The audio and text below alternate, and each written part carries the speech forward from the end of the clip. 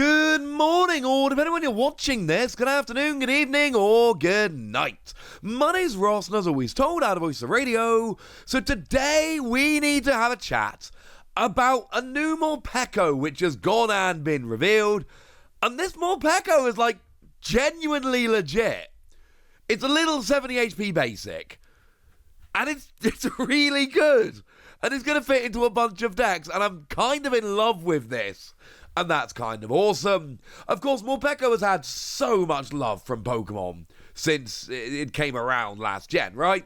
You know, obviously we had Morpeko V and VMAX in Sword and Shield. Then we actually had a promo version of Morpeko V. Then we had the alternate arts of the V and VMAX coming around in Shining Fates. And then there was another one in Brilliant Stars, but a different one this time.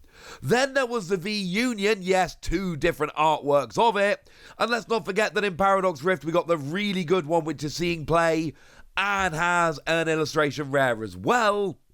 Morpeko has gotten a lot of love from Pokemon since it came out. And this is just another lovely version of it.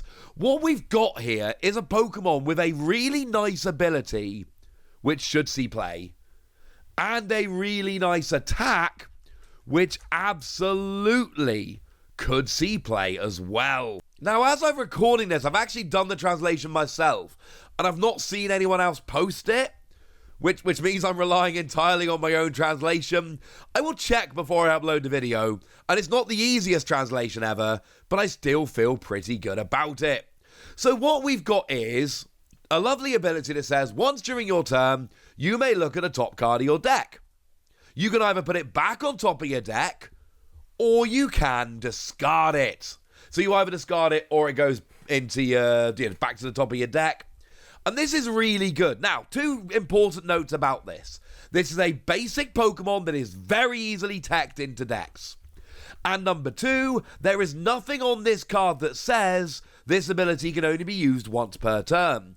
Even if you don't read Japanese, I told someone this the other day over on Twitter, so let me tell you now. The way it works, and we use Cricketune as an example, look for the ability name in square brackets towards the end of the ability text. So on Cricketune here is the ability name.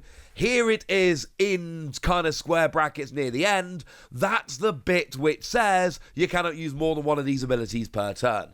Even if you read no Japanese whatsoever, that is what you're looking for to see that it is limited to once per turn, even if you've got multiple of that Pokemon in play. You will notice that is not the case here. So you can go nuts with this. I'm not saying have 4 of these out, but I absolutely am saying that filling up your discard pile is genuinely quite useful.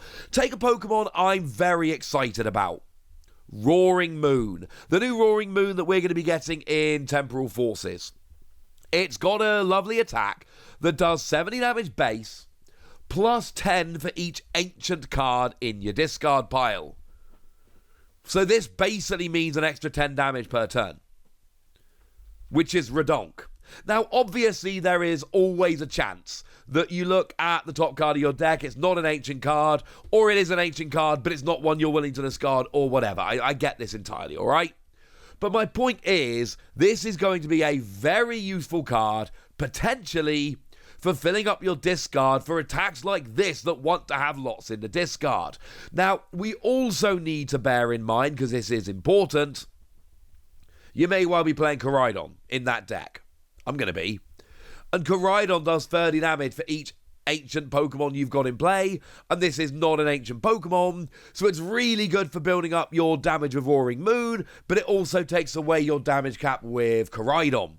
And that is a very important thing to remember. I'm sorry, okay? Sorry. But the fact of the matter is, for stuff like that, it's brilliant. You could look at my Ghost Dog deck. I have spent way longer testing the Ghost Dog deck than anybody really should have. But it's one with Graveyard and Houndstone that does more damage depending on how many Psychic Pokemon you've got in your discard pile. And sure, this is a non-Psychic Pokemon, so that means fewer Psychic Pokemon in your deck, which is annoying, I grant you. But getting one of these out early doors and using it to discard an extra psychic Pokemon every turn, yes, this is clearly a fun thing. Any Pokemon that wants specific things in your discard pile, this can help. United Wings, I'm not saying this is going to break United Wings wide open, but I absolutely am saying that United Wings needs it needs as many Pokemon with United Wings in the discard pile as you can get, as fast as you can get them. Oh, look. Look how that happened. This could be quite nice for that. I legitimately love this ability. And I cannot tell you it's going to be broken in everything. Can't tell you that for a second. But I absolutely can tell you that there are a whole bunch of cards around that rely on having certain things in the discard pile.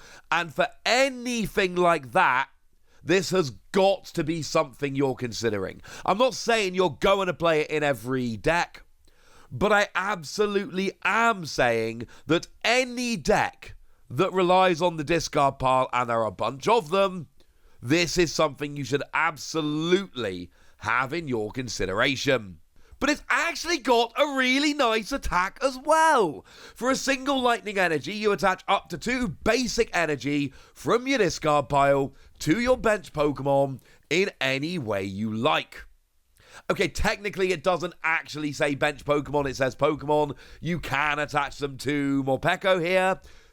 Don't. Just to be clear, don't. But you can if you want to. If you really want to, you can.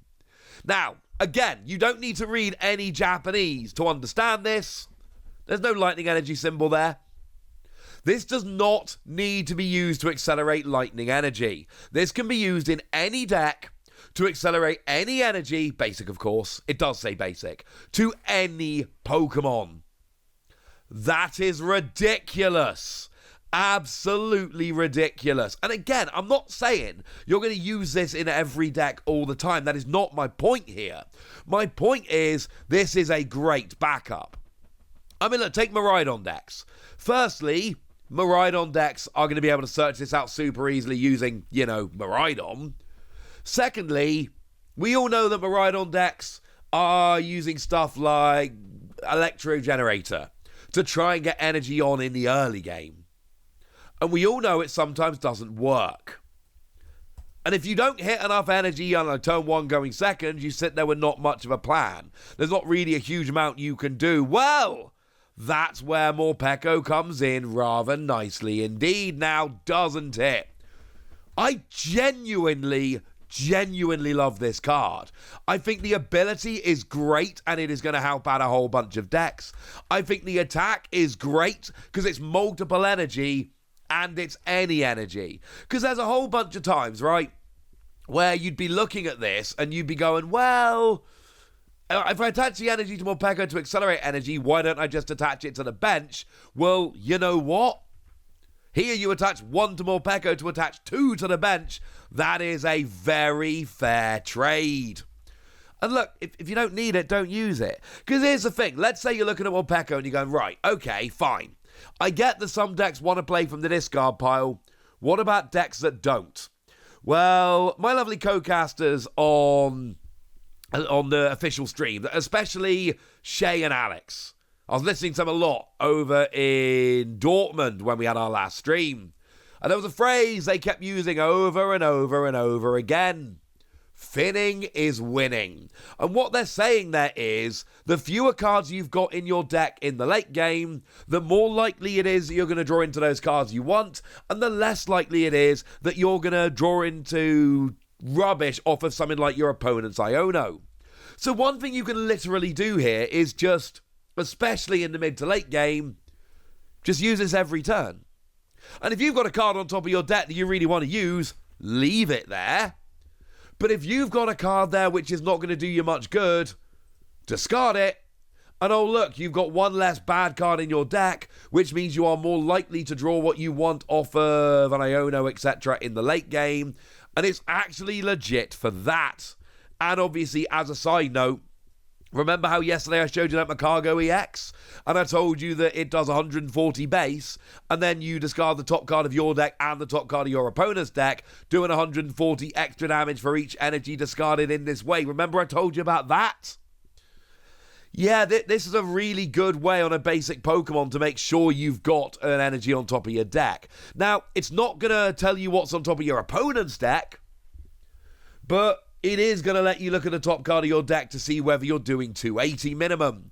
And if there isn't an energy on the top card of your deck, but you really want there to be, why don't you use this to discard the top card of your deck? And then we don't know if there's an energy there for Morpeko, but there could be.